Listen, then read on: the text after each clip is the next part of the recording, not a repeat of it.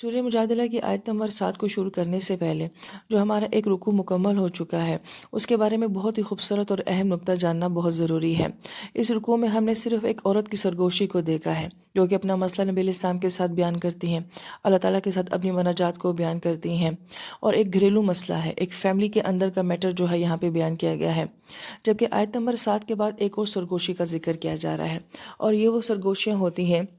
جو کہ اداروں میں یا لوگوں کی طرف سے ہوتی ہیں جو کہ منافقین ہوتے ہیں۔ اب گویا کہ دو طرح کی سرگوشیاں بیان کی جاتی ہیں، ایک انفرادی سطح کی ہے، گھریلو سطح کی ہے، اور ایک اجتماعی سطح کی ہے۔ اب ہمارے نزدیک یہ ہوتا ہے کہ اگر گھر میں بھی کوئی مسئلہ ہو اور گھر کے باہر بھی کوئی مسئلہ ہو، ہمارا مزاج یہ ہوتا ہے کہ بڑے مسئلوں کو پہلے حل کرنا چاہیے، باہر کے مسئلوں کو پہلے حل کرنا چاہیے، اور گھر جو ہے وہ عموماً نظر انداز ہو جاتے ہیں۔ آپ اس کو ریئلائز کریں کہ اگر ہمارے مردوں کو گھر سے باہر کوئی بہت ہی اہم معاملہ پیش آ جائے تو وہ بیوی کو اگنور کر دیں گے، بچوں کو اگنور کر دیں گے، گھر کے سارے سکون اور ماحول کو اگنور کر کے کہیں گے کہ مجھے باہر کے بڑے مسائل ہیں، پہلے میں انہیں حل کرتا ہوں۔ جبکہ مفسرین کرام یہ فرماتے ہیں کہ مجادلہ کی آیات کی ترتیب یہ بتا رہی ہے کہ پہلے گھر کے مسئلوں کو حل کرنا چاہیے۔ اللہ تعالیٰ نے پہلے ایک عورت کی سرگوشی کو بیان کیا ہے، اور اس کے بعد جو کہ اجتماعی میٹر تھا، منافقین کا نبی علیہ السلام کے ساتھ جو رویہ تھا اور جو سازشیں تھیں اور جو ان کی سرگوشیاں تھیں، اللہ پاک نے ان کو کم اہمیت دی ہے اور اس کو بعد میں بیان کیا ہے۔ تو گویا کہ صرف آیات کی ترتیب ہمیں یہ بات بتا رہی ہے کہ گھر کے مسئلوں کو حل کرنا، جب گھر پرسکون ہوگا اور جب ہم اندرونی لحاظ سے مضبوط ہوں گے تو پھر ہمارا باہر بھی اسٹرانگ ہوگا۔ لہٰذا پہلے ہمیں گھر کے معاملات پہ توجہ دینی چاہیے، اور پھر اس کے بعد جو ہے وہ باہر کے اور اجتماعی معاملات کے اوپر توجہ دینی چاہیے۔ اور پھر اب آیت نمبر 7 میں اللہ تعالیٰ کیا فرماتے ہیں؟ الم ترا، کیا تم نے نہیں دیکھا کہ آسمانوں اور زمین میں جو کچھ ہے اللہ تعالیٰ اسے جانتے ہیں؟ کبھی 3 آدمیوں میں کوئی سرگوشی ایسی نہیں ہوتی جس میں چوتھا وہ نہ ہو، اور نہ 5 آدمیوں میں کوئی سرگوشی ایسی ہوتی ہے جس میں چھٹا وہ نہ ہو، اور چاہے سرگوشی کرنے والے اس سے کم ہوں یا اس سے زیادہ ہوں، وہ جہاں بھی ہوں اللہ تعالیٰ ان کے ساتھ ہوتے ہیں۔ پھر وہ قیامت کے دن انہیں بتائیں گے کہ انہوں نے کیا کچھ کیا تھا، بے شک اللہ تعالیٰ ہر چیز کو جاننے والے ہیں۔ پھر اللہ تعالیٰ جو ہے آیت مبارکہ کا آغاز کرتے ہیں کہ الم ترا، کیا آپ نے نہیں دیکھا؟ اکثر قرآن پاک میں اللہ تعالیٰ نبی علیہ السلام سے ایسے ہی مخاطب ہوتے ہیں، الم ترا کیف فعل ربک باصحاب الفیل، کہ آپ نے اصحاب فیل کے واقعے کو دیکھا؟ تو وہ تو نبی علیہ السلام کی پیدائش سے پہلے کا واقعہ ہے، آپ نے تو نہیں دیکھا۔ سورہ کہف میں اللہ پاک فرماتے لو اطلعت علیہم، نبی اگر آپ ان غار والوں کو جھانک کے دیکھتے تو نبی علیہ السلام کیسے ان کو جھانک کر دیکھتے؟ تو مفسرین کرام یہ فرماتے ہیں کہ پھر اس کہنے کا کیا مقصد ہے کہ آپ نے نہیں دیکھا؟ تو یہاں پہ ایک بات جاننا بہت ضروری ہے کہ قرآن ہمیں امیجنیشن کی دنیا میں لے کے جاتا ہے، ایک خیال، ایک تصور کی دنیا میں لے کر جاتا ہے کہ سوچیں وہ سچویشن کیسی ہوگی جب اصحاب فیل کا واقعہ ہو رہا ہے، وہ سچویشن کیسی ہوگی کہ جب وہ چند نوجوان جو ہیں وہ کہف کے اندر بیٹھے ہیں، اور پھر یہاں پہ کہا جا رہا ہے کہ آپ نے نہیں دیکھا جو کہ آسمانوں اور زمینوں کے اندر ہے۔ تو گویا کہ اس طرح سے جو ہے وہ سوچنے کے اوپر، غور و فکر کے اوپر جو ہے قرآن ہمیں دعوت دیتا ہے کہ سوچو کہ کیسے یہ سب کچھ ہوا۔ پھر اس کے بعد اس آیت مبارکہ میں جو ایک اہم گرامر کے لحاظ سے نقطہ بیان کیا گیا ہے کہ ان اللہ یعلم ما فی السماوات و ما فی الارض، 2 مرتبہ جو ہے وہ ما آ رہا ہے، ایک مرتبہ آسمان کے ساتھ آ رہا ہے، ایک مرتبہ زمین کے ساتھ آ رہا ہے۔ تو اہل لغت یہ کہتے ہیں کہ اگر زمین اور آسمان کے ساتھ ما ایک دفعہ آ جائے تو اس کا مطلب ہوتا ہے کہ اللہ پاک اپنی تخلیق کو، اپنی قدرت کو بیان کرنا چاہتے ہیں۔ لیکن اگر آسمان اور زمین دونوں کے ساتھ علیحدہ علیحدہ ما آ جائے تو اس کا مطلب ہے کہ اللہ پاک 2 سچویشنز کو بیان کرتے ہیں، ایک آسمانی سچویشن کو اور ایک زمینی سچویشن کو بیان کرتے ہیں۔ تو گویا کہ 2 دنیاؤں کی ایٹ اے ٹائم اللہ تعالیٰ جو ہے وہ بات کر رہے ہوتے ہیں۔ اور اکثر قرآن پاک میں ہم یہ دیکھیں گے جہاں کئی اعمال کا ذکر ہوگا اور کسی چھپی ہوئی چیز کے بارے میں، کسی غیب کی چیز کے بارے میں، اور ہمارے دلوں کے راز کے بارے میں، ہمارے اعمال کی حقیقت کے بارے میں جہاں کہیں بات ہو رہی ہوگی، وہاں اللہ تعالیٰ اسی انداز میں بات کریں گے کہ 2 مرتبہ ما فی السماوات و ما فی الارض۔ اور اس کے پیچھے کانسیپٹ کیا ہے کہ ایک جہان زمین کا ہے جو ہم دیکھتے ہیں، اور ایک دنیا آسمانی ہے جس کو ہم نہیں دیکھتے، اور مومن کا تعلق جو ہے وہ اس سین اور ان سین، دیکھی اور اندیکھی دنیاؤں کے ساتھ ہوتا ہے۔ تو گویا کہ جب اللہ پاک اس انداز میں بات کرتے ہیں تو وہ یہ فرماتے ہیں کہ تمہارے اعمال کا ظاہر وہ بھی اللہ تعالیٰ جانتے ہیں، اور ان کا باطن وہ بھی اللہ تعالیٰ جانتے ہیں۔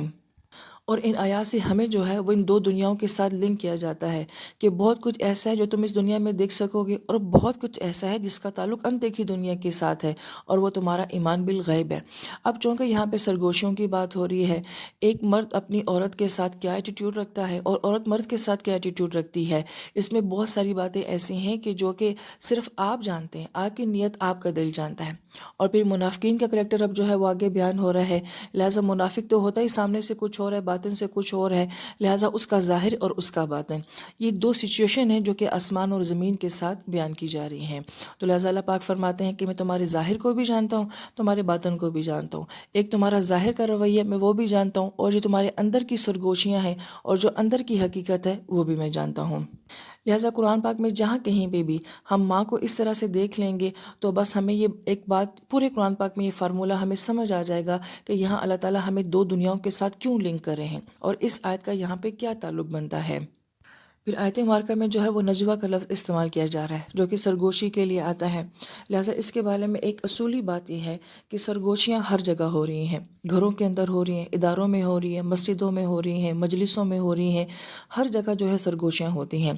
اسلام جو ہے وہ دو طرح کی سرگوشیوں کو بیان کرتا ہے، ایک سرگوشی یا ایک آپس میں بیٹھ کے کسی مسئلے کے اوپر بات چیت کرنا، اس کو شورا کہا جاتا ہے، مشورہ کہا جاتا ہے، یہ حلال ہے، یہ جائز ہے۔ کسی سچویشن کے اوپر بیٹھ کے چند لوگوں کا آپس میں سیکرٹ میٹنگ کرنا جو ہے یہ برا نہیں ہے، لہذا یہ شورا کی کیفیت ہو جائے گی، اور وہاں پہ محض آپ کی بات نہیں ہوتی ہے، آپ کی رائے جو ہوتی ہے اس کی ایک حیثیت ہے کہ یہ ہم پہ اللہ تعالیٰ کی طرف سے ایک ذمہ داری ہے، ایک فرض ہے کہ مجھے جو پتہ ہے، جتنا پتہ ہے، اس کو پوری سچائی کے ساتھ میں سامنے والے کے سپرد کر دوں۔ لہٰذا اگر اس میں کسی بھی قسم کی کمی بیشی کی جائے گی تو یہ غداری کہلائے گی، بے ایمانی کہلائے گی۔ لہٰذا کسی کو رائے دینا، کسی کو مشورہ دینا، اس کو نبی علیہ السلام نے امانت کہا ہے، اس کو امانت کے طور پہ کسی کو دیا جاتا ہے۔ لہٰذا اس کی دین اسلام میں اس بات کی بہت اہمیت ہے کہ آپ کسی کو کیا مشورہ دیتے ہیں، آپ کیا سجیشنز دیتے ہیں، آپ کی کسی چیز کے بارے میں کیا رائے ہے، اور اس میں آپ کتنے سچے ہیں اور کتنے اخلاص کے ساتھ آپ دے رہے ہیں۔